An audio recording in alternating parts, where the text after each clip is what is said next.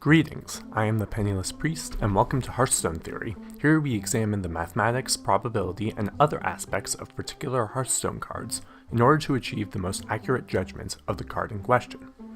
With this being the first episode of this series, I have decided to analyze an old card that many people seem to have forgotten about, since it was first released in Whispers of the Old Gods. Cthulhu. 10 mana 6/6, Battlecry, deal damage equal to this minion's attack, randomly split among all enemies. When examining a card, I judge it in terms of 4 values: power, aggression, tempo, and flexibility. Let's get started. First up, power. How strong does the card seem? A 6/6 body with 6 random damage for 10 mana simply isn't worth 10 mana. The cost of this card greatly lowers the power rating. Next, aggression. How much damage can this card do quickly? 10 mana costs and aggressiveness are not close friends, and Cthulhu does at most 6 damage to your opponent's face, usually less. Once again, low scores for Cthulhu. Third, tempo. What's this card's threat on the board? Here, Cthulhu provides both tempo with his stats and anti-tempo on the opponent by hitting the opponent's board. But again, thanks to his high cost, the results are lackluster. And finally, flexibility. Can you use strategy to create more tempo or aggression? For Cthulhu, there is no flexibility. He is dead in your hand until turn 10, and when you play him, there's no easy way to change his strength. Low scores. Wow, Cthulhu, this is just awful. Based on the rating system I have here, I'm giving you a solid F. Better luck next time. Okay, I know what you're thinking, but Penniless, what about the buff cards? For those unaware, Cthulhu came with a family of cards that would bolster his stats, making him actually viable.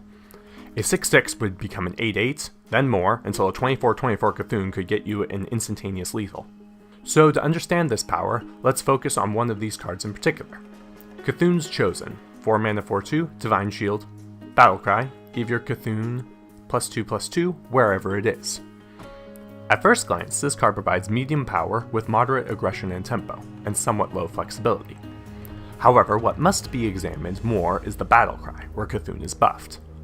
After playing this card, playing Cthulhu will result in more power, aggression, and tempo, which is good. However, it is important to note that the power comes from this card, not from Cthulhu. Removing Cthulhu's Chosen from a deck does not make Cthulhu weaker. It just takes its own power away with it.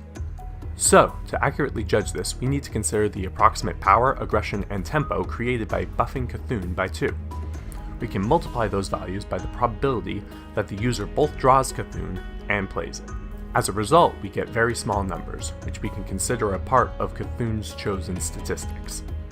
Adding them gives us the expected value of Cthulhu's Chosen stats, now a touch higher in all categories, except flexibility.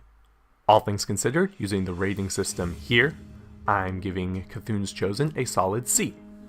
It's this interaction that makes Cthulhu decks interesting. Cthulhu is a terrible card, which is why everyone is given a copy of him for free. It's only through the interactions of more powerful cards that strength is gifted to Cthulhu. If it weren't for cards like Cthulhu's Chosen, Disciple of Cthulhu, and Twin Emperor Veclor, this card would be completely useless garbage. Thank you so much for watching. I'll be uploading content about the newest Hearthstone expansion once information is released about it. If you enjoyed my personal way of examining these cards, consider subscribing to see how well it works on future expansions. Until then, remember, light smiles upon the jest.